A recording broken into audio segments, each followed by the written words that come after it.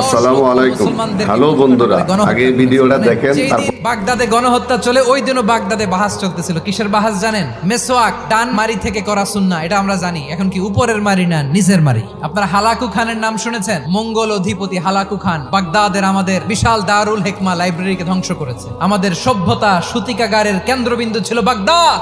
সে দারুল হিকমা library জ্বালিয়ে পুড়িয়ে এই সব দামি দামি বইগুলো, আমাদের দামি দামি ঐতিহাসিক তুরাসি ক্লাসিক বইগুলোকে দজলা নদীতে ফেলেছে। পুরা দজলা নদী কালো হয়ে গিয়েছে। 10 লক্ষ মুসলমানকে গণহত্যা চালিয়ে এই রক্তের বন্যা যখন দজলা নদীর পানিতে মিশে গিয়েছে, দজলা নদীর পানি লাল হয়ে গিয়েছে।